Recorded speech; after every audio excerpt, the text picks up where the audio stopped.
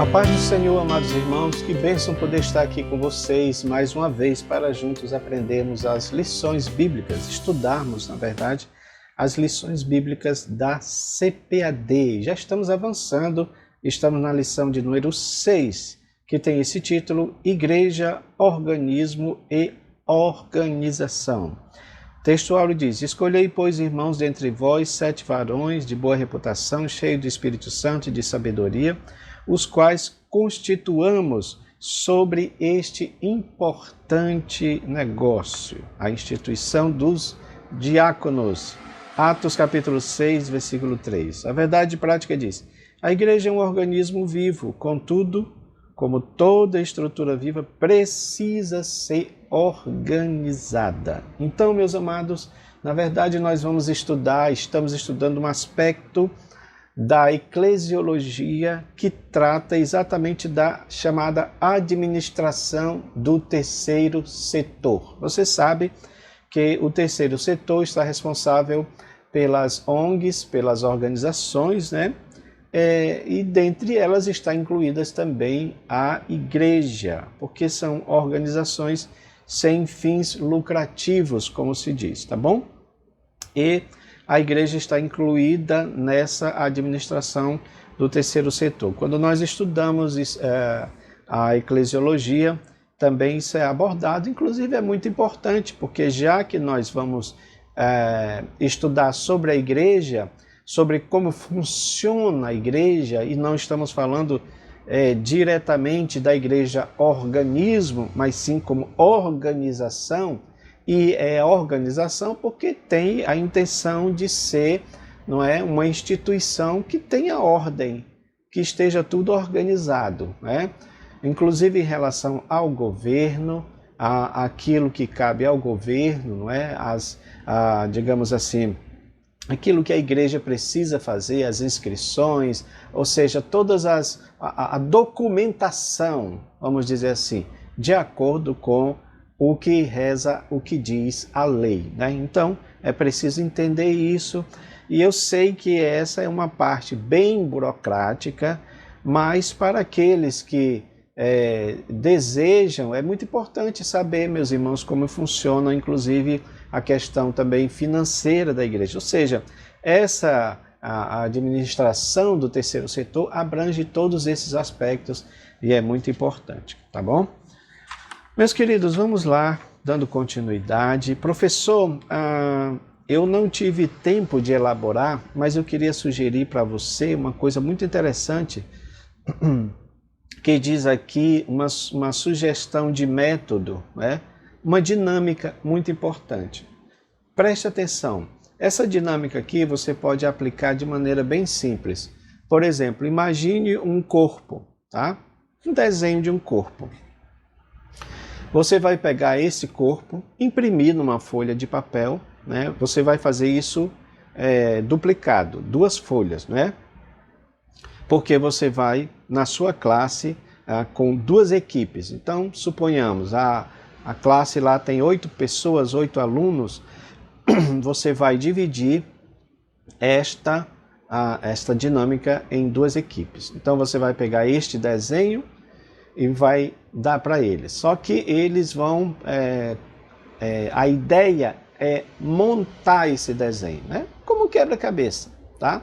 O desenho é um desenho de um corpo, ele vai montar o desenho, tá?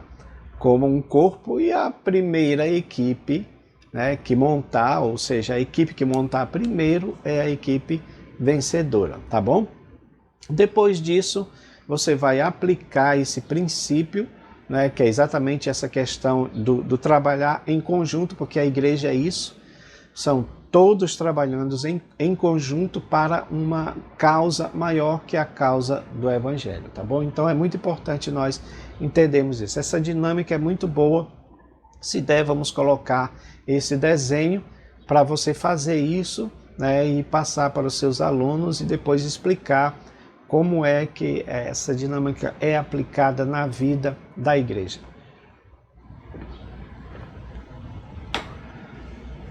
Dando continuidade, nós vamos aqui para o nosso gráfico esboço, né? O nosso gráfico esboço, você já sabe, ele contém todo o esboço da lição, tá? E é muito importante, eu tenho recebido fotos de irmãos que utilizam os nossos gráficos. Eu fico feliz, irmãos, em saber que os irmãos estão utilizando os gráficos, inclusive aqui do nosso campo, né?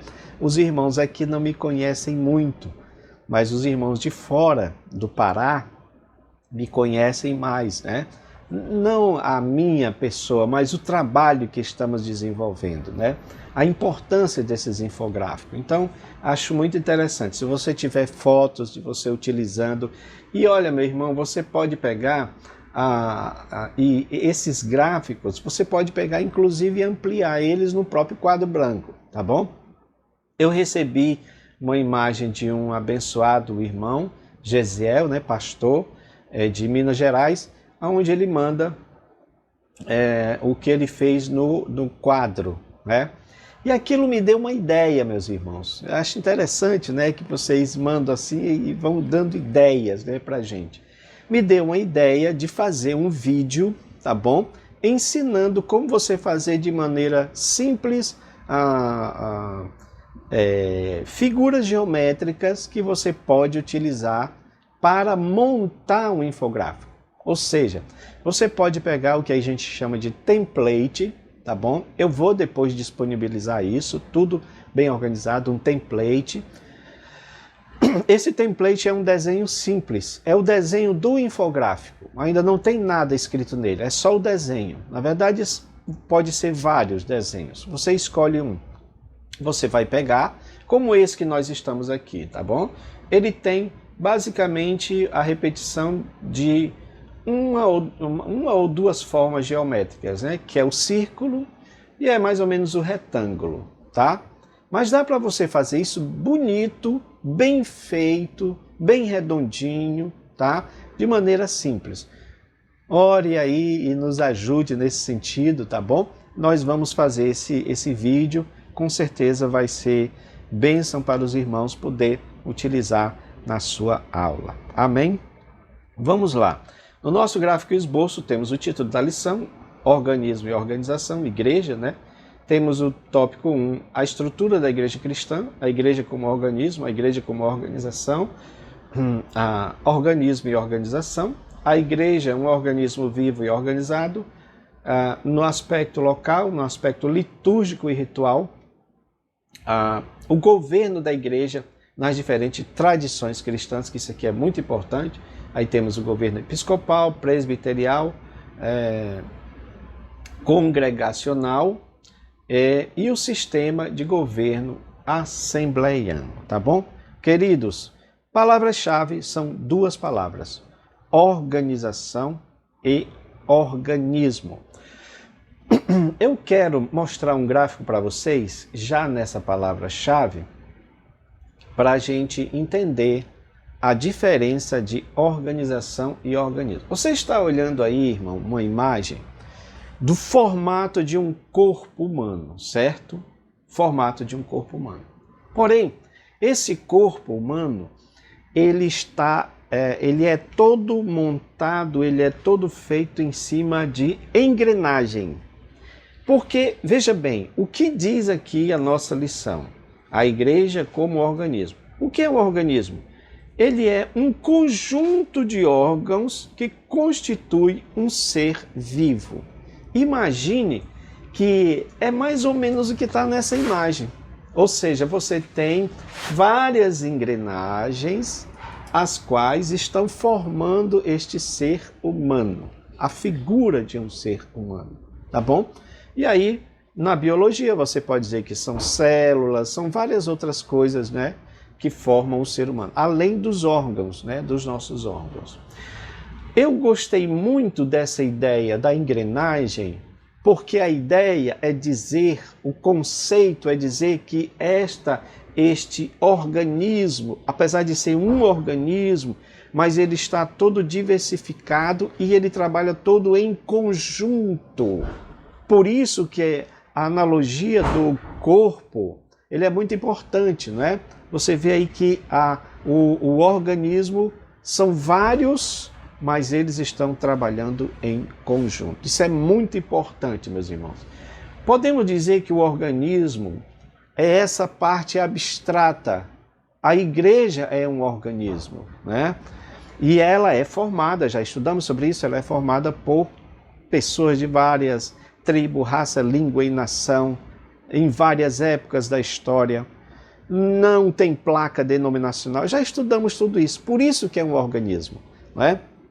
Inclusive, se levarmos em consideração essa ideia das engrenagens, você sabe que uma máquina ela só funciona se tiver um poder energético ali, se tiver uma energia fazendo ela funcionar, né? Do mesmo jeito, o corpo humano, existe a energia vital em nós que faz com que todos os nossos órgãos funcionem, meus irmãos. O corpo de Cristo, a igreja do Senhor, ela é este organismo e o que faz ela funcionar é esta energia, este poder que é o poder do Espírito Santo, é Cristo na igreja, fazendo com que tudo isso funcione em perfeita harmonia, apesar de todas as diferenças. Isso é um ponto muito importante, tá?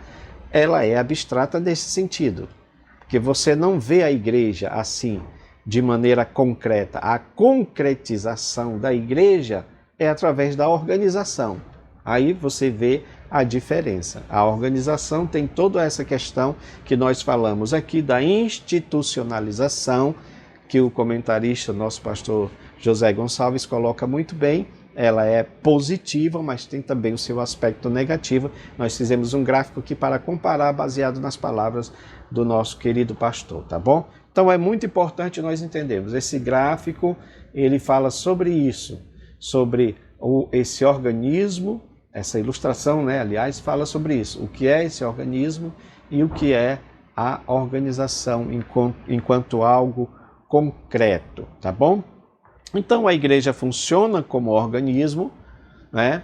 Porque são vários membros, mas a cabeça é Cristo, tá bom? A cabeça é Cristo, ou seja, quem comanda a igreja é Cristo.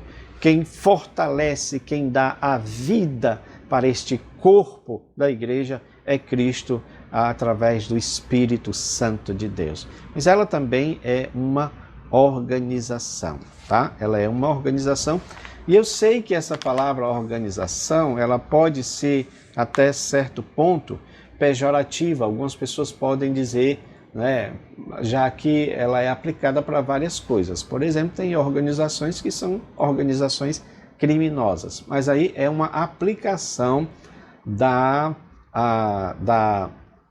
palavra, né? A gente não vai generalizar. Algumas pessoas não acham muito importante. Por isso que você tem cada vez mais aí crescendo o número, né, dos chamados desigrejados, né? Meus queridos, como organização, a gente pode dizer que a igreja primitiva tinha também alguma coisa relacionada a isso. É importante que se diga que a igreja primitiva está sendo formada, não é? É diferente de hoje. Hoje, para você abrir uma igreja, você tem muitas coisas aí que você pode aprender rapidamente para, né, inclusive a matéria que eu falei sobre administração eclesiástica, dá todos esses detalhes para que a gente possa entender melhor sobre esses assuntos. Tá bom, meus irmãos? Então, meus queridos, como era a organização na igreja primitiva? Primeiro, ela era centralizada nos apóstolos, está lá em Atos 16:4, tá? Havia doutrina, ou seja, havia ensinamento na igreja. Então ela tinha ordem, ela era ordeira, né? Quando a gente fala de organização, estamos falando de ordem, estamos falando de administração, mesmo que a igreja seja primitiva, ela está ainda nascendo, né?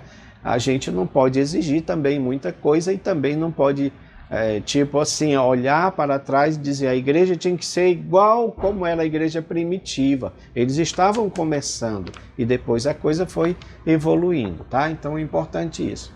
Havia doutrina, havia ensinamento na igreja, não é?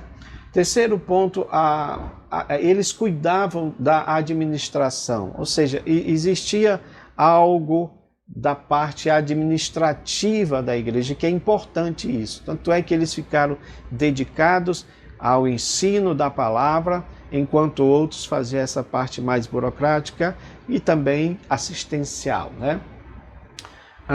Eles instituíam lideranças locais. Aliás, essas lideranças foram instituídas até por causa disso, por causa das demandas sociais da igreja, e por isso que elas começaram então a aparecer, né? Mas, além das demandas sociais, tem também a demanda da igreja propriamente dito, visto que os outros, digamos assim, os outros títulos administrativos ou ministeriais não vieram como foi no caso dos apóstolos, dos diáconos, né? Importante isso. Também ele se reuniu em concílio, né? Então, já em Atos 15, no versículo 1 a 6, você vê ali a igreja em Jerusalém se reunindo como um concílio para tratar assuntos relacionados à própria igreja, à própria organização da igreja, tá bom? Meus amados, o nosso comentarista ele fala aqui sobre a questão da igreja como organização e do institucionalismo, que é o que você vê aí nessa parte do gráfico. Ou seja, a organização é saudável, o institucionalismo é doentio. A organização, existe uma movimentação nela, mas o institucionalismo pode trazer um certo engessamento, né? Uma paralisação, uma paralisia, não é isso? A organização ela é viva e dinâmica, mas o institucionalismo ele pode trazer morte espiritual. Precisamos ter cuidado com este institucionalismo que muitas vezes adoece a igreja, traz muitos problemas espirituais, morais e físicos mesmo para membros, engessa a igreja, né? Deixa a igreja parada, ela não evolui espiritualmente, pode até crescer fisicamente, mas ela não evolui espiritualmente, já que uma igreja rica, próspera financeiramente não quer dizer uma igreja abençoada espiritualmente, a exemplo da igreja de Laodiceia, tá bom? O institucionalismo é morte espiritual, né? Então a gente precisa ter cuidado em relação a isso, tá bom, meus irmãos? Vamos dar continuidade aqui. Muito bem, meus irmãos, dando continuidade aqui ao nosso estudo, vamos para o tópico 2. Igreja, um organismo vivo e organizado. Aí, aqui ele fala sobre o aspecto local, a igreja local, né? É dito que no Novo Testamento a igreja existe como comunidade organizada, tá? E aí cita aqui algumas igrejas, a igreja de Roma, Corinto, a igreja de Éfeso, etc. Uma coisa que é importante que a gente deve dizer é que, como nós estamos falando desse aspecto da igreja, né, da igreja local, é importante, a título de informação, meus irmãos, que a gente entenda quais são as formalidades para se ter uma igreja hoje. Por exemplo, no aspecto organizacional, no aspecto burocrático, né? Por exemplo, há um site que fala sobre contabilidade para a igreja, onde eles listam lá as formalidades necessárias para a criação de uma igreja. Então você tem, por exemplo, a primeira coisa, elaboração de um estatuto social. Aliás, esse estatuto, que é o estatuto também da igreja, né? Ele vai influenciar exatamente na escolha do governo da igreja, né? Então é muito importante. Inclusive nesse site eles também abordam isso sobre os governos da igreja, mostrando a importância de se escolher um governo adequado, porque isso vai influenciar exatamente nesse estatuto da igreja. Segundo ponto, a escolha de uma eleição, a escolha ou eleição de uma diretoria. A igreja precisa ter uma diretoria, né? Onde eles possam deliberar, discutir e definir algumas coisas, alguns pontos importantes para a própria igreja. Terceiro ponto, registro do estatuto social e a ata de fundação em cartório civil de pessoas jurídicas. Você vê que todo esse trâmite, né, burocrático está presente na criação de uma igreja, e a gente está falando da igreja mesmo local, né? A obtenção do CNPJ junto à Receita Federal, veja que é importante, né? A igreja é pessoa jurídica, não é pessoa física. E por último, a inscrição na Prefeitura Municipal, que é o que vai dar digamos assim, a permissão para a igreja funcionar naquele local, né? Então esses são todos esses trâmites. Nós pegamos aqui apenas alguns para mostrar o que é a igreja local enquanto organização, né? Organização. Mas também a mostra aqui na nossa lição mostra que a igreja ela se mantinha também organizada, né? Principalmente nesse aspecto espiritual. Por exemplo, havia reuniões, a igreja se reunia. Já falamos sobre isso aqui, meus irmãos, porque logo no início eles ainda tinham aquela insistência de ir para o templo lá de Salomão, né? Mas como ficou claro que o movimento cristão era bem diferente do movimento judaizante ou da religião judaica, então o que é feito? Eles acabam tendo que se reunir em casas, nas suas casas, até que depois se chegou a essa configuração de um local mais público, onde todos pudessem se reunir, tá bom? Então, eles se reuniam, eles oravam, mas também eles trabalhavam as demandas sociais. Aqui isso é importante. A igreja também existe para isso, para pregar o pão do céu e para dar o pão da terra, tá bom? Então, pessoas que eram necessitadas também eram atendidas pela igreja. Uma igreja hoje que não faz isso, meus irmãos, ela peca na sua essência enquanto igreja, tá bom? Ela instituiu o diaconato exatamente por essa questão das demandas, ela elegeu lideranças, ela enviou os seus missionários, né? Já também tratamos um pouco sobre isso.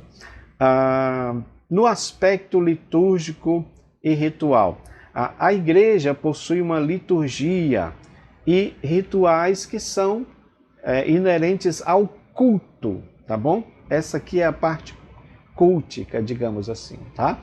Porque, claro, cada igreja tem uma forma de cultuar a Deus, cada igreja tem uma forma de dirigir, digamos assim, falando bem diretamente, o culto, né? A forma como o culto é dirigido. Aliás, nós até elaboramos, claro, isso é para o modelo assembleiano, né? Aqui no campo da Cidade Nova, elaboramos mais ou menos isso, uma ordem litúrgica do culto, né? Aquela questão que todos nós sabemos, a questão da oração, a questão dos hinos, do devocional, né? Que é feito, como a nossa igreja é departamentalizada e ainda adota esse modelo de todos se expressarem, então você tem todos os departamentos ali se expressando, né, seja criança, adolescente, jovens, corais, né, coral, eles se expressam através dos louvores, também há testemunhos, então tudo isso nós colocamos numa ordem litúrgica que depois vamos até postar no grupo, né, que é importante, tá bom? Aliás, irmãos, nós postamos lá uma coisa também muito importante, né, sobre a questão ética na igreja, né, e os irmãos gostaram muito, teve irmãos que imprimiam, né, Teve irmãos que comentou, olha, isso é muito importante para a igreja, não é? Porque de fato, né, é importante.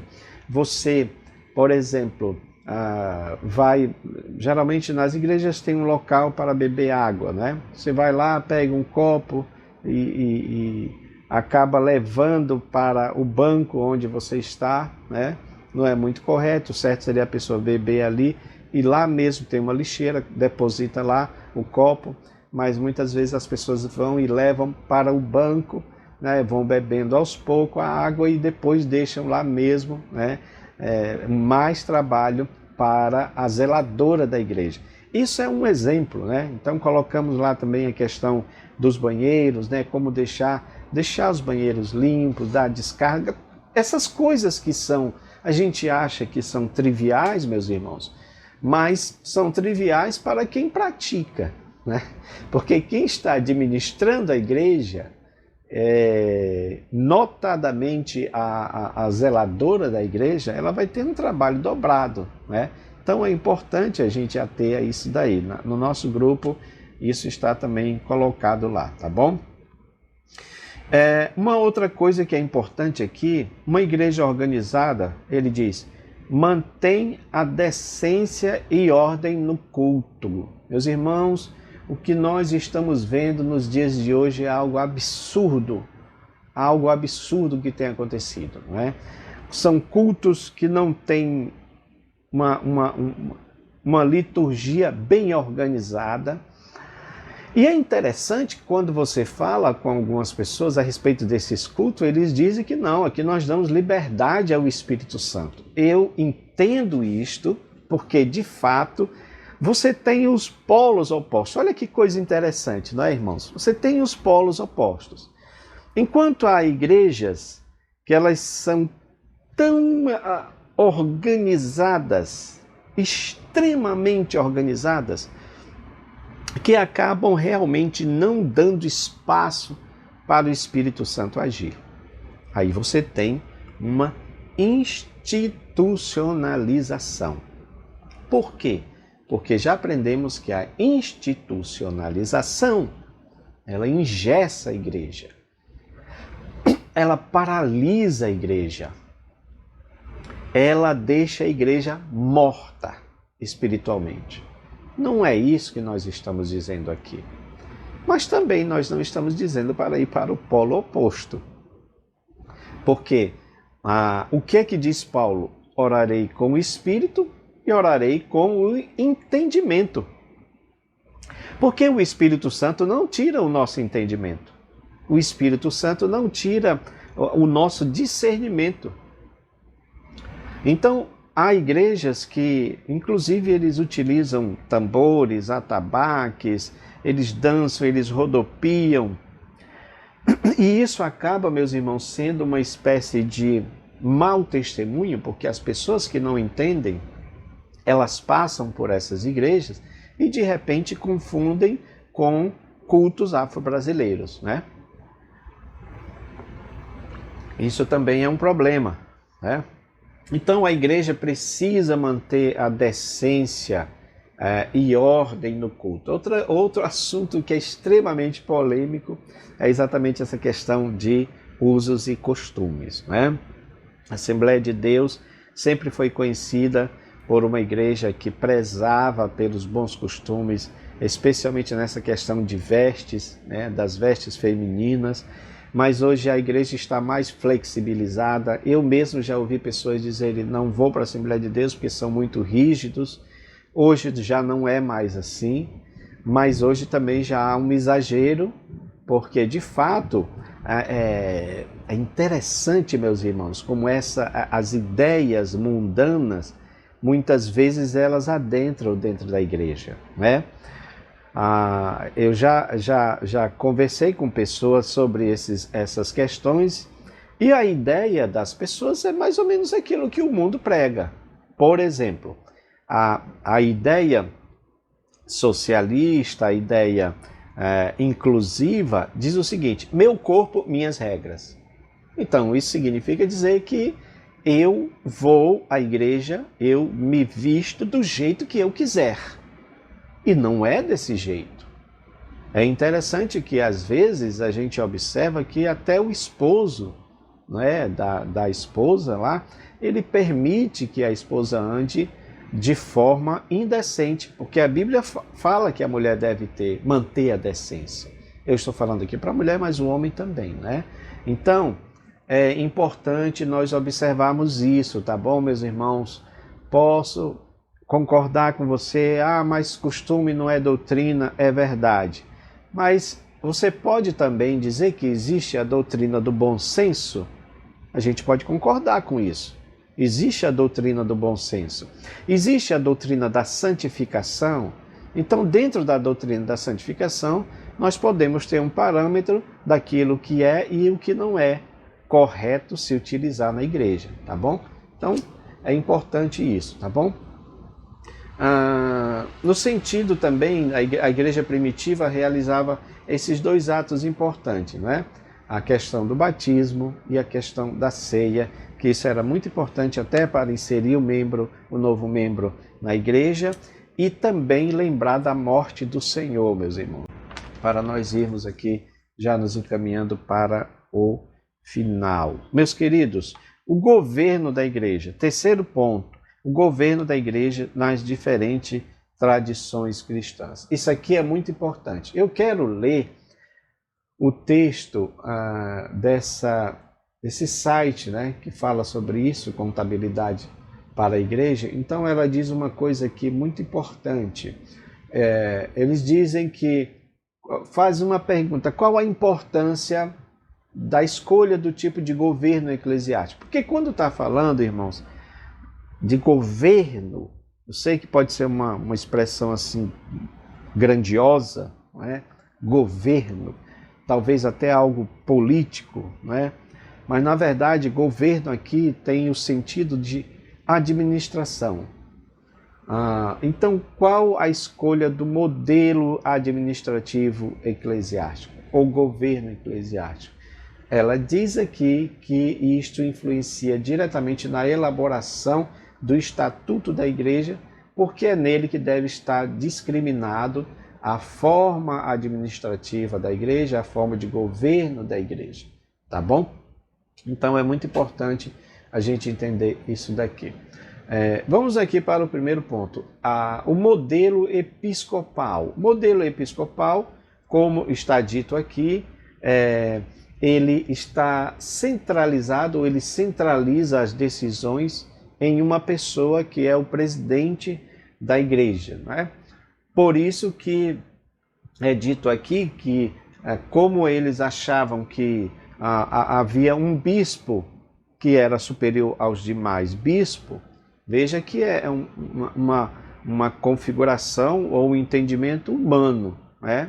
Não existe esse tipo de coisa na Bíblia de um maior do que o outro, tá? Mas com o tempo se achou que poderia defender, como ele diz aqui, a primazia, né? Ou seja, a elevação de um bispo sobre os demais. E isto foi culminar exatamente nesse papado, né? Onde a Igreja Católica Romana acha que de fato tem que existir um vicaris filii Dei, um vigário filho de Deus na terra, um representante de Deus na terra que está acima de todos, né? Mas isso não é bíblico. É importante, meus irmãos, que o nosso comentarista ele não deixe escapar essa parte, né? De informar que algumas denominações protestantes e pentecostais também seguem este modelo, né? Onde tem ali a figura de um bispo primaz, de alguém que é superior aos demais, nesse modelo aqui, tá? Não acho que é correto isso, não acho que é bíblico, porque a Bíblia não mostra que há esta superioridade de um em relação aos demais. Mas também nós temos aqui uma coisa importante. É dito que esse tipo de governo, né, esse tipo de governo episcopal, um lado positivo é que tudo é resolvido de forma ágil, já que o presidente tem essa total autonomia na administração eclesiástica. Mas também tem um outro lado que é importante saber, né? Que devido a isso, a esse poder que é dado a essa pessoa, tá? Ele precisa manter todas as decisões esclarecidas para que não haja nenhum tipo de interpretação diferente, né? Para que não haja desconfiança em relação ao trato com a igreja, tá bom? Meus amados, e nós temos também o governo presbiteral ou presbiterial, tá bom? As duas expressões estão corretas.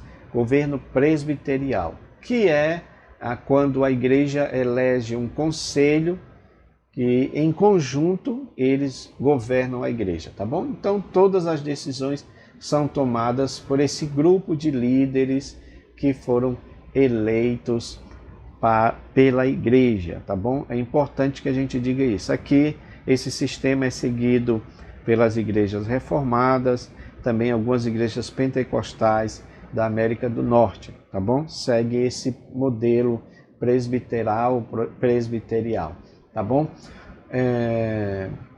O governo congregacional, o estilo de governo de igreja congregacional. Então, aqui está falando da prática de eleger dirigentes na igreja local, conforme é visto em Atos 14, 23, tá bom?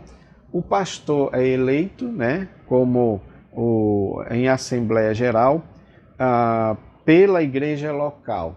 Veja que aqui a igreja local, os membros, têm esta participação muito importante na escolha dos seus líderes, tá bom? E aqui é dito que este é o modelo seguido, por exemplo, pelos batistas. Acho esse modelo muito importante, tá bom?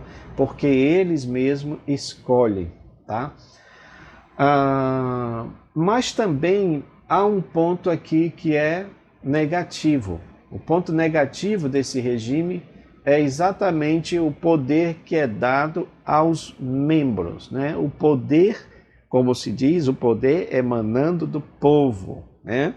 E tem aquela história de dizer que a voz do povo é a voz de Deus, mas nós sabemos que isso não é verdade, pois se fosse assim, a voz de Deus teria então mandado crucificar Jesus, já que o povo escolheu crucificar Jesus. Não é uma realidade total isso daí, né?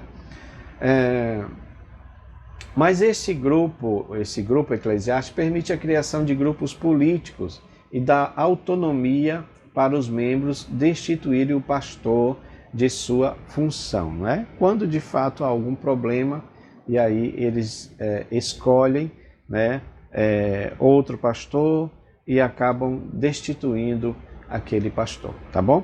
Meus amados, qual é o sistema assembleiano? Você pode acompanhar aí, já estamos mostrando esse gráfico, você pode acompanhar qual é o modelo do sistema assembleiano, né? O nosso comentarista diz que nesse contexto da igreja americana, ele se aproxima mais do modelo presbiterial, né? Mas no contexto brasileiro, a igreja reúne elementos do sistema episcopal e congregacional. Interessante que praticamente o que é dito aqui é que você tem dois tipos de governos que são um pouco diferentes, né? Já que um está centralizado em um líder, e é importante que quando nós entendemos sobre a ideia de uma igreja central, né? Todo campo tem uma igreja central, que chamamos igreja sede ou templo central, né? E aí tem as outras igrejas que estão ligadas a essa igreja sede. Esse é o sistema episcopal, tá bom? Mas também aqui é dito que o sistema assembleiano, né, o governo assembleiano, ele é também congregacional, né? Então, exatamente porque você tem aí a membresia, de certa forma, escolhendo os seus líderes. Meus irmãos, de fato, isso ocorre em alguns casos, né? Por exemplo, quando o pastor, um determinado pastor, ele pode ter ações, atitudes que não agradam a igreja, a igreja ela vai protestar em relação a isso, e aí de fato a igreja acaba então por destituir aquele pastor. Claro que às vezes isso não acontece de maneira geral, porque tem muitas coisas envolvidas, né? Tem muitas vezes a questão política envolvida e acaba aquele sistema episcopal imperando. Por quê? Porque você tem um líder central ali em que muitas vezes ele não vai ceder, né, aos apelos da membresia. Então, nesse sentido, o sistema congregacional não vai funcionar. Mas em muitos casos tem funcionado, principalmente quando pastores adotam uma postura que é incorreta, que vai contra a palavra de Deus, e aí a igreja precisa sim se manifestar nesse sentido, tá bom? Meus queridos, eu espero que você tenha entendido o que nós mostramos aqui. Se você puder, dê uma olhada nessa parte aqui da nossa lição, tá? Que está falando do método, sugestão de método, aqui que tem aquela dinâmica que eu falei para os irmãos, né, do corpo. Você tem o desenho do corpo, você retalha todo o desenho e dá para as equipes, né, as duas equipes, e eles têm um tempo determinado, isso é importante, dê um tempo aí, 2, 3 minutos para montar todo o corpo, tá bom? Aquela equipe que montar primeiro, né, claro, ela é a equipe vencedora, mas a ideia é mostrar que todos possam fazer isso, porque ali a ideia é dizer que todos devem trabalhar em conjunto. A igreja é um corpo, um só organismo, né? Mas é dividido em vários membros que estão trabalhando em sincronia, em harmonia. Tá bom, meus irmãos? Meus queridos, Deus os abençoe e nos dê uma aula cheia da presença do Senhor. Amém.